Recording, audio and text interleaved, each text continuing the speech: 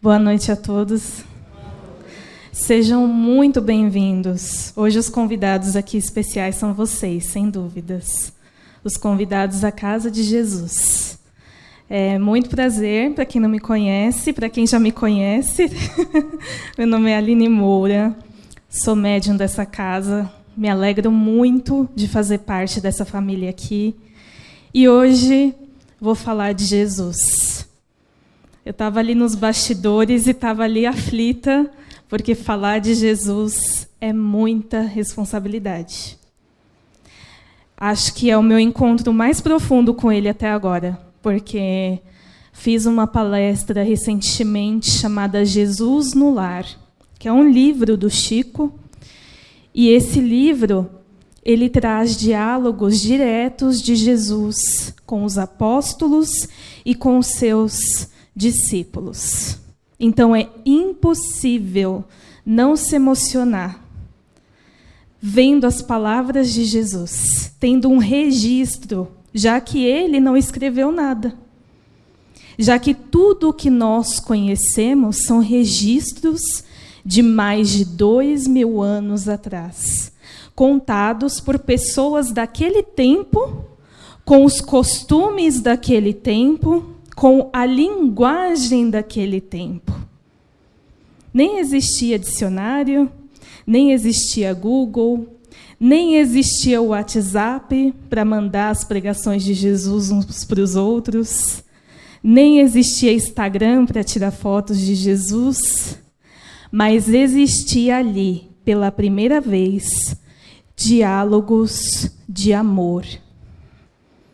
Imaginem vocês encontrar uma pessoa simples que chegasse até você, que não te conhecesse, nem suas qualidades, nem os seus defeitos, mas que te amasse ali, no primeiro olhar, no primeiro contato. Qual seria a sua reação se você encontrasse uma pessoa na rua que não te conhece e já te abraçasse com um olhar, já te entendesse como muitas vezes você não é entendido no seu próprio lar, no seu próprio ambiente profissional, no seu próprio núcleo de amizades? Porque ser diferente hoje é desafiador. Pensar diferente, então, nem se fala.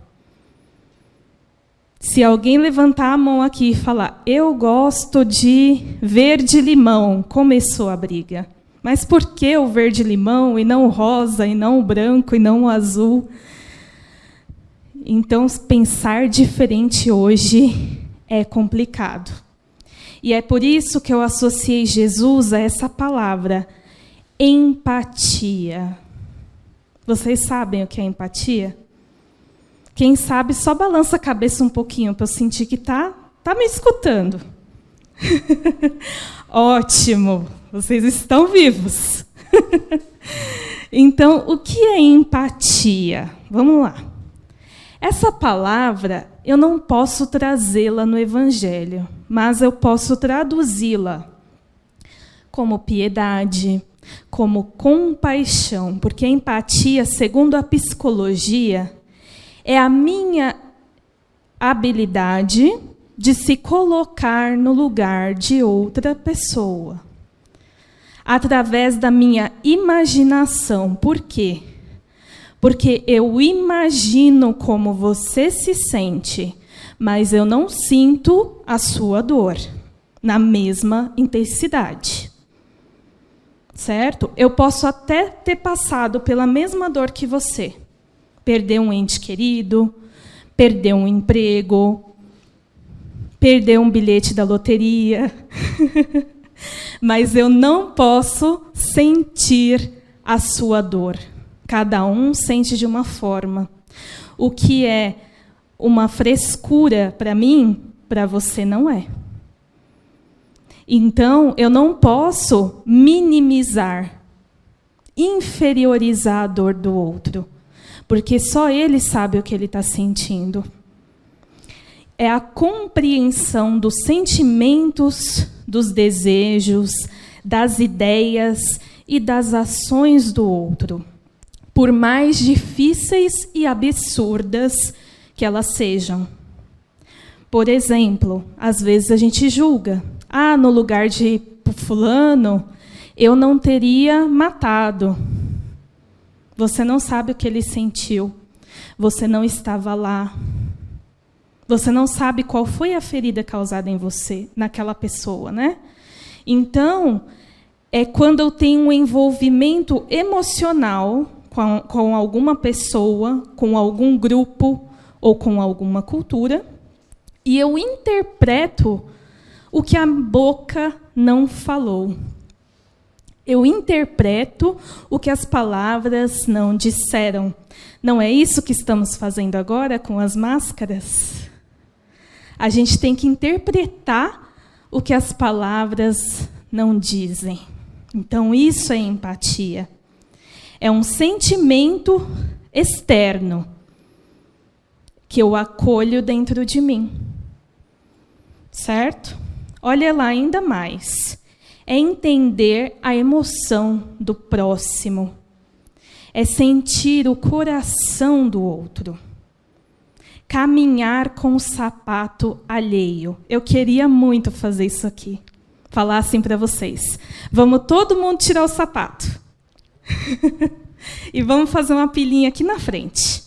E cada um vai calçar o sapato do outro, para sentir um pouquinho como ele se sente. Isso foi feito num museu que se chama Museu da Empatia. E aí, depois que você calçava o sapato do outro, você ia ouvir a história dele numa tela com microfone. Então, assim, você vai considerar uma realidade totalmente diferente da sua. E sem julgamento. É uma identificação verdadeira com o outro, sem julgar. Você tira todo o seu julgamento, tudo aquilo que você aprendeu na sociedade. Por exemplo, a sociedade tem um discurso que diz que o morador de rua é preguiçoso, que o preso não tem salvação, que o jovem não vai para frente. A sociedade coloca essas crenças na gente. E essas crenças vão se tornando julgamentos internos, que, sem querer, às vezes a gente pensa nessas coisas. Então, é isso que é a empatia. Eu deixo o julgamento externo e eu sinto com o meu coração aquela pessoa, independente da raça, do gênero, da religião, do time de futebol, mesmo que a gente não goste do time do outro. Eu sinto aquela pessoa com o meu coração. E Jesus sentia as pessoas. Quando ele faz um discurso muito importante, as bem-aventuranças. Imaginem vocês que se Jesus estivesse aqui hoje, em 2021, eu vou perguntar para vocês, hein? Jesus estaria nas igrejas? O que vocês acham, sim ou não? Jesus estaria nas casas espíritas? Depois eu vou explicar por quê. Jesus estaria nos templos religiosos? Jesus estaria onde? Na rua. Se Jesus estivesse em meio à pandemia, Jesus estaria em casa, usando máscara em casa? Ele estaria onde? Na rua, nos hospitais. Perfeito.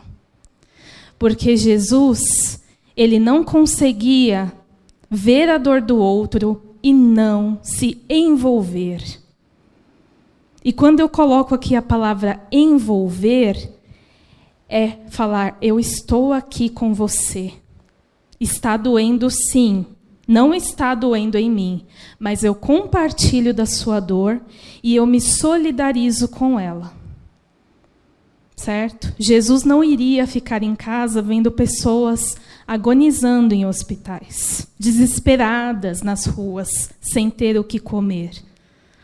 Então, as bem-aventuranças é o momento em que Jesus está seguido por pessoas simples, por pessoas que se identificaram com ele e querem uma palavra de esperança. Quando eu digo que Jesus não estaria nos locais religiosos, isso pode até incomodar algumas pessoas. Eu digo porque Jesus mesmo disse: eu vim para os doentes e não para os sãos, porque os sãos já têm o remédio. Certo?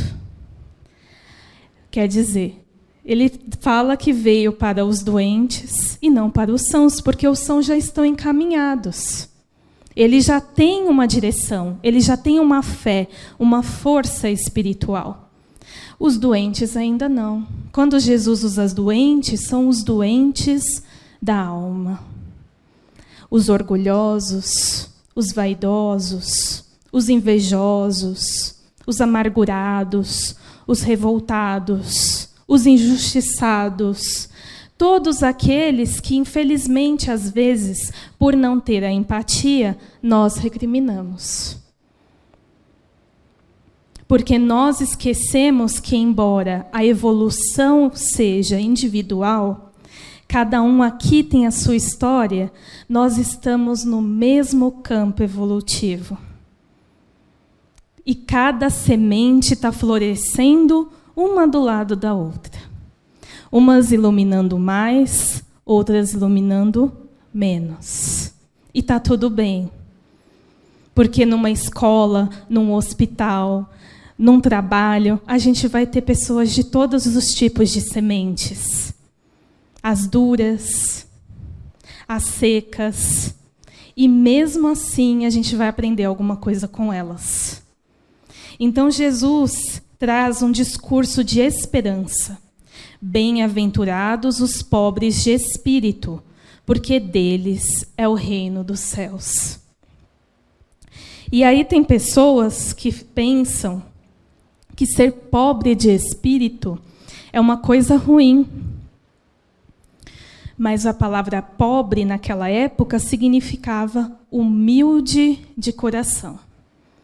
Então vamos entender, felizes os humildes de coração, porque deles é o reino dos céus. Bem-aventurados os que choram, porque serão consolados. Jesus aqui, ele não está dizendo que não haverá choro. Ele está dizendo que o choro terá, sim, um consolo. Terá, sim, uma esperança. Terá, sim, um acolhimento. Porque todo sofrimento tem data de validade para acabar. Às vezes parece que apagaram a data de validade, né? Mas ele tem um momento para acabar. Felizes os mansos e pacíficos, porque herdarão a terra. A terra está passando por uma transformação. Às vezes a gente questiona tanto a pandemia, mas poderia ser uma catástrofe natural. Poderia ser uma guerra. Muitos países enfrentam guerras diárias, com crianças que não têm escola, com pessoas sem hospitais, com mulheres que não podem sair na rua, não podem mostrar o rosto. A gente questiona muito Deus. A gente não confia nele, a gente questiona o tempo todo. Então, assim, os mansos e os pacíficos herdarão a terra, porque essa terra tem que ser uma terra regenerada. Não pelas suas florestas, pelos seus rios, mas pelas pessoas que habitarão ela. Felizes os que têm fome e sede de justiça, porque serão fartos. Aqui eu destaco essa questão da sede de justiça, porque muitas pessoas vão confundir a palavra justiça com a palavra vingança. Então, toda vez que a gente for fazer algo com o outro que não seja condizente com a lei divina, condizente com Deus, com os ensinamentos de Jesus, a gente tem que se questionar: é justiça ou é vingança? É justiça quando a gente entrega a justiça dos homens e a gente deixa a própria vida dar o curso. Porque a gente não precisa cobrar da vida essa virada, essa reviravolta. A própria vida vai cobrar. É o plantio. Tudo que a gente planta de bem e de ruim será colhido. Felizes os misericordiosos, porque terão misericórdia. E aqui é um desafio. O que é ter misericórdia? O que é a misericórdia sem a empatia? Sem me colocar no lugar daquele que me fez mal? O que é a misericórdia sem o perdão? Sem me libertar daquilo que me fez mal? O que é a misericórdia sem o amor? Sem não pagar o mal com o mal? Então, Jesus convida aqui nas bem-aventuranças a um convite à vida espiritual. Porque como a gente será espíritos bons e felizes, evoluídos, se a gente não aprender aquilo que a gente vai ensinar? Porque quando a gente chega lá no plano espiritual, o jogo vira.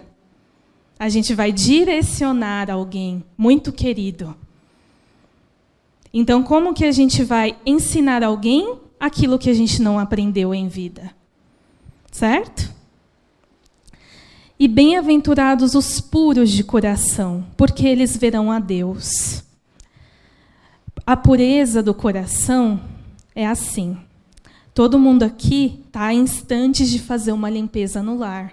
E o lar vai ficar limpo, vai ficar harmonioso. Os espíritos de luz vão lá nos ajudar, nós dormiremos melhor. Mas se a gente não limpar o nosso coração, vai acontecer tudo de novo.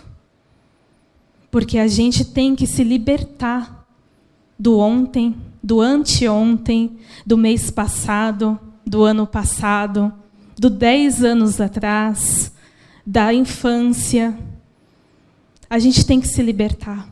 A gente não pode sair daqui, dessa vida, com essas roupas tão pesadas, porque os felizes serão os pacificadores. E para pacificar a paz, a gente tem que estar sentindo ela por dentro. Porque a paz é um estado da alma, é um estado de espírito. O Divaldo Franco diz que quando você tem paz, ninguém tira a sua paz. E a prática da paz é a paciência. A ciência da paz. O exercício da paz. E quando você for orar, não peça paciência. Porque vai vir cada situação para você praticar a paciência. Saiba fazer uma prece, hein? Bem-aventurados os perseguidos por amor à justiça, porque deles é o reino dos céus. Então, Jesus garante que aqueles que foram perseguidos por amor à justiça, por amor a Ele, por amor aos seus, eles vão ter o seu lugar, certo? Mas a gente já aprendeu o que é empatia, o que é as bem-aventuranças, e agora a gente tem que praticar, porque se a gente não praticar, a gente não aprendeu. Já experimentaram dirigir e não praticar? Não vai dar certo, né? Então, assim, doar alimentos salva quantas vidas? Talvez a questão aqui nem é o alimento.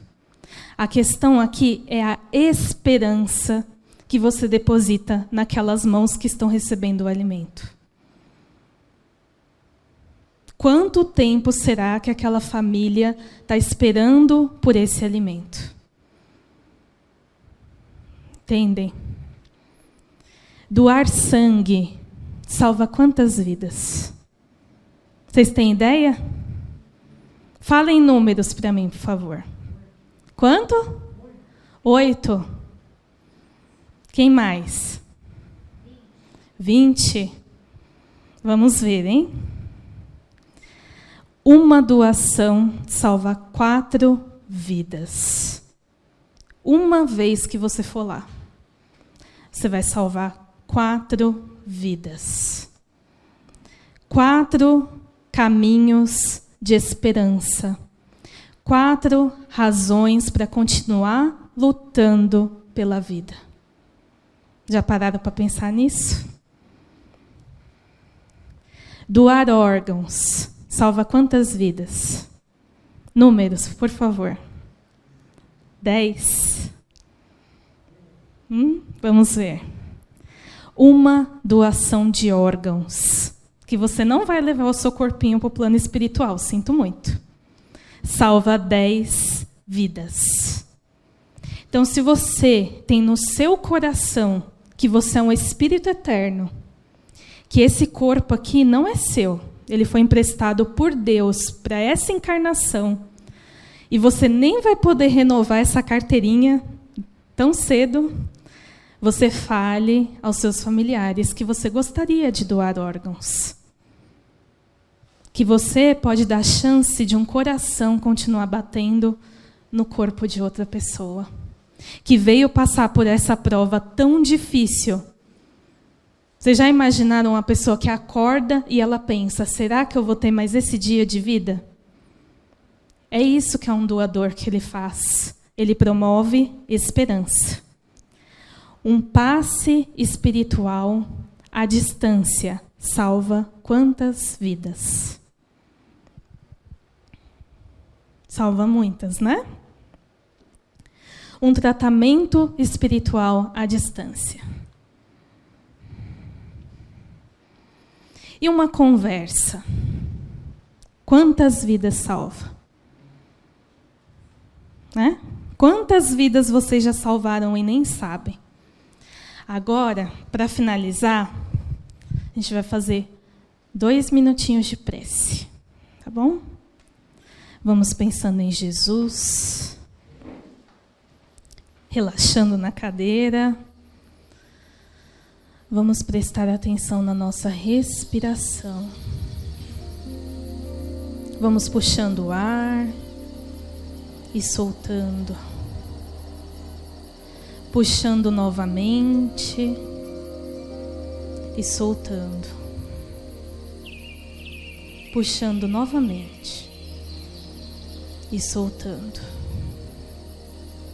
Agora nós vamos mentalizar o rosto de Jesus. Nós vamos perceber que na ponta dos nossos pés, nós vamos percebendo um quadro de Jesus. A espiritualidade vai pintando esse quadro com as cores que vão nos trazer paz, luz, esperança, harmonia, empatia, serenidade, sabedoria. E agora nós vamos fazer um pedido a Jesus. Ele que conhece o nosso coração. O que nós podemos pedir para o Mestre nesta noite? Vamos pensar.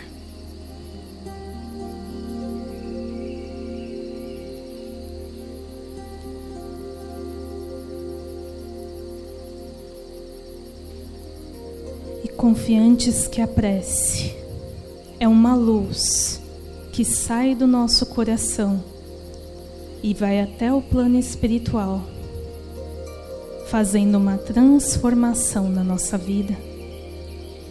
Nós vamos percebendo uma luz em nosso coração e sempre que nos sentirmos sozinhos, que essa luz de empatia e esperança desperte para nos lembrar o quanto o Cristo nos ama. Que assim seja, Graças a Deus.